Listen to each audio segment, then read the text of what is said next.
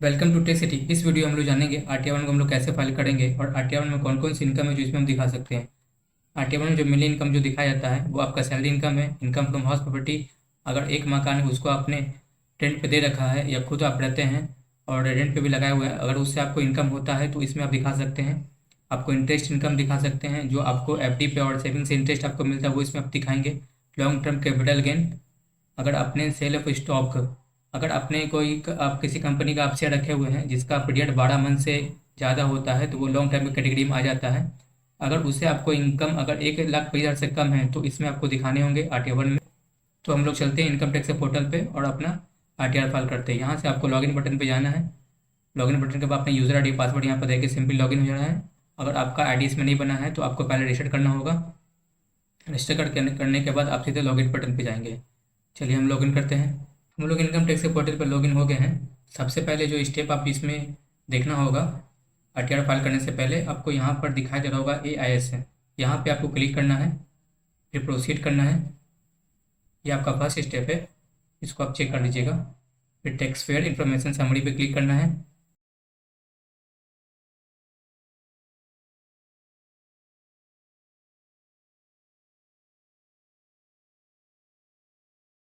तो हम लोग फिर आप सेकंड स्टेप में जाते हैं। सेकंड स्टेप में जो चेक करना होता है वो है आपका 26 एज। ये आपको यहाँ मिलेगा, ये फाइल पे जाना है, इनकम टैक्स रिटर्न पे जाना है। फिर नीचे आएंगे, व्यू फॉर्म 26 पे क्लिक करेंगे।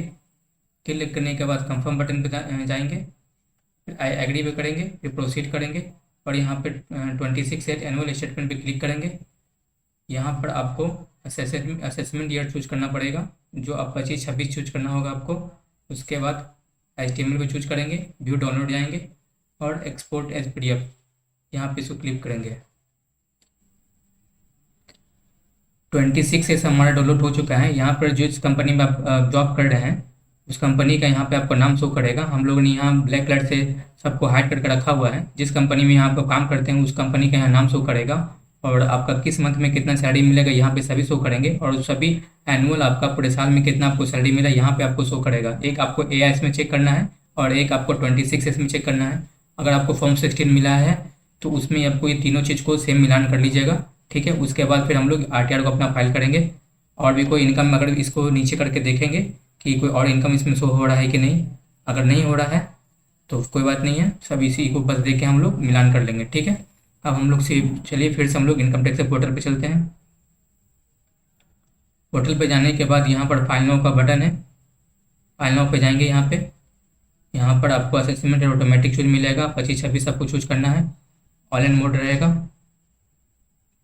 कंटिन्यू करना है आपको। कंटिन्यू करने के बाद यहाँ पर स्टार्ट न्यू फाइलिंग पे क्लिक करेंगे।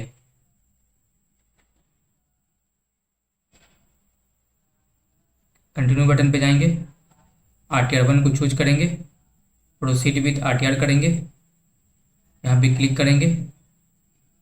क्लिक करने के बाद लेट गेट स्टार्टेड करेंगे। कंटिन्यू बटन पे जाएंगे, ओके करेंगे।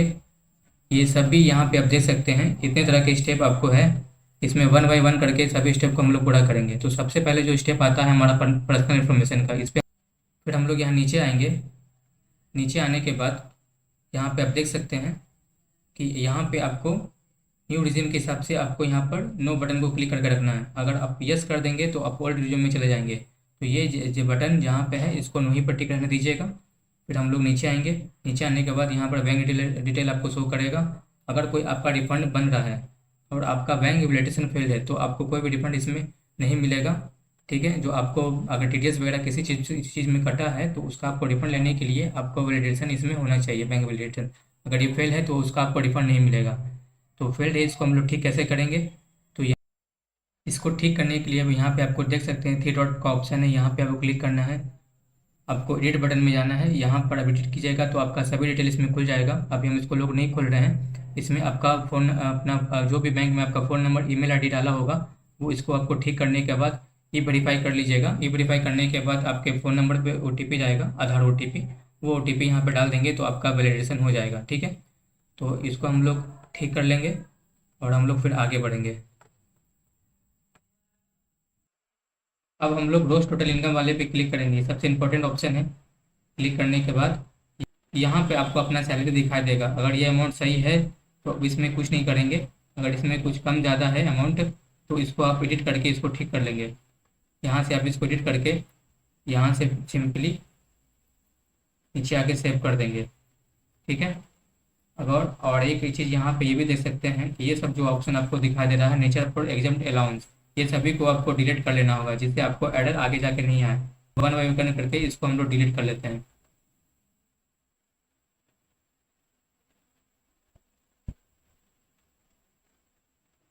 अगर इसमें कोई अलाउंस आपको मिला है तो अलाउंस आप यहाँ पे चेक कर सकते हैं। यहाँ पे इस तरह के अलाउंस है जो आपको यहाँ पे शो हो रहे हैं।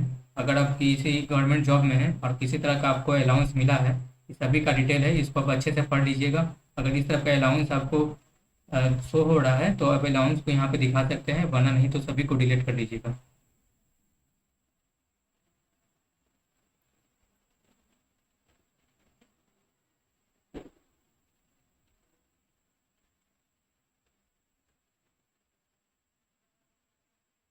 डिलीट करने के बाद फिर यहाँ पे आपको नीचे आना है, फिर यहाँ पे आपको सेव कर देना है। सेव करने के बाद फिर यहाँ पर हम लोग इनकम फ्रॉम हाउस प्रॉपर्टी पे क्लिक करेंगे, एडिट पे जाएंगे। एडिट करने के बाद यहाँ पर आपको बताना पड़ेगा कि आपके अपने मकान को रेंट पे लगाए हुए हैं जिसमें आप खुद रहते हैं, या फिर आप पूरे मकान किराए पे दिए हुए हैं।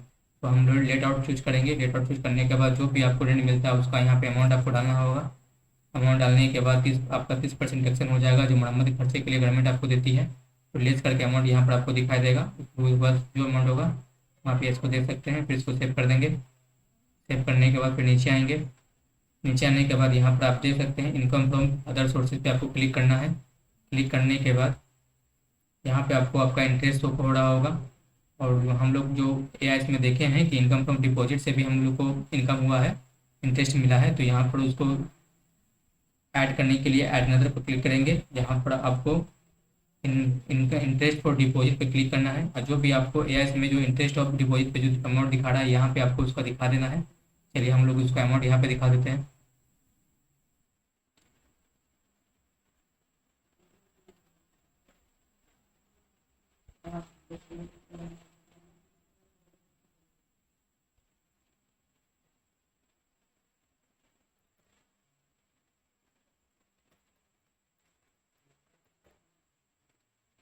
दिखाने के बाद यहाँ पे आपको सेव कर देना होगा। सेव करने के बाद फिर आपको नीचे आना है, सभी को अच्छे से चेक कर लेना है।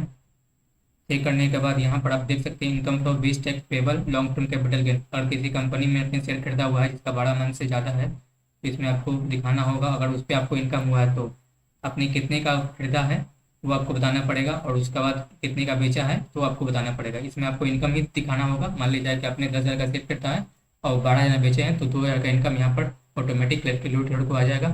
उसके बाद यहाँ पर कंफर्म कर देना है आपको।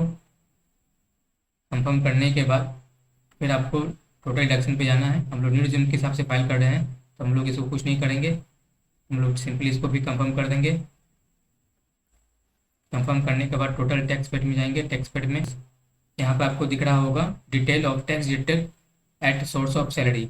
ठीक है, यहाँ पे आपको क्लिक करना होगा। अगर आपका सैलरी पर टीडीएस कटा है तो यहाँ पर आपको उस कंपनी का नाम वगैरह और टीडीएस कितना कटा वो शो करेगा। ठीक है, हम लोग नीचे आएंगे। नीचे आने के बाद इसको सिंपली कंफर्म कर देंगे। कंफर्म करने के बाद वेरीफाइड टैक्स लिमिटेड डिटेल भेजेंगे। हमारा कोई टैक्स नहीं बन रहा है तो हम लोग नीचे आएंगे, फिर सिंपली इसको भी हम लोग कंफर्म कर देंगे। कंफर्म करने के बाद प्रोसीड टू वेरिफिकेशन करेंगे। वेरिफिकेशन करने के बाद फिर नीचे हम लोग आएंगे, फिर भी हम सबमिट करेंगे। नाम यहाँ पे इसको टिक आउट करेंगे। टिक आउट करने के बाद यहाँ पर आपको प्लेस डालना होगा। प्लेस डालने के बाद फिर यहाँ पे आपको नीचे आना है, प्रोसीड टू वैलिडेशन करना है। इस तरह का आपको एरर दिखाई दे रहा है तो इसको आपको ठीक करना होगा। आपको पर्सनल इन्फॉर्मेशन में जाके आपको वहाँ पर सिटी एड्रेस वगैरह ठीक करना होगा, उसका पिन कोड आपको ठीक करना होगा। यहाँ पे आप क्लिक करेंगे ऑटोमेटिक वो उठा के वहाँ पर लेके जाएगा आपको। हम लोगों ने यहाँ पे सब कुछ ठीक कर लिया है। फिर से हम प्रोसीड टू वेरिफिकेशन करेंगे। वेरिफिकेशन के नीचे आएंगे, रिव्यू एंड सबमिट रिटर्न करेंगे, टिक आउट करेंगे, फिर प्रोसीड टू वेरिफिकेशन करेंगे, रिव्यू करेंगे, नीचे आएंगे, प्रोसीड टू वेरिफिकेशन करेंगे। अब यहाँ पर हमारा कोई एरर नहीं आ रहा है। प्रोसीड टू वेरिफिकेशन करेंगे। यहाँ पे आपको 3 ऑप्शन दिखाई दे रहा है ई वेरीफाई करने का। अगर इस पर आप क्लिक करेंगे तो आपको आधार नंबर पर OTP जाएगा, उस नंबर को यहाँ पर डालेंगे तो आपका RTR फाइल हो चुका होगा। या फिर आप अभी इसको ई वेरीफाई लेटर करेंगे तो आपको 30 दिन का समय मिलेगा। आपको तीसरा ऑप्शन यहाँ पर आपको ये क्लिक करने के बाद आपको एक रिसिप्ट मिलेगा, उस पर आपको सिंपली साइन करना है। साइन करने के बाद आपको बैंगलोर उसको स्पीड पोस्ट करना होगा, जिससे आपका फिर 30 दिन के अंदर ही में करना होगा, इससे भी आपका ई वेरिफिकेशन हो जाएगा, वेरिफिकेशन हो जाएगा आरटीआर। और उसके बाद इस तरह से आप तीनों का ऑप्शन में से किसी चूज कर सकते हैं। हमारा वीडियो आपको अच्छा लगा है तो वीडियो को लाइक करें, सब्सक्राइब करें और शेयर करें। Thank you for watching my video.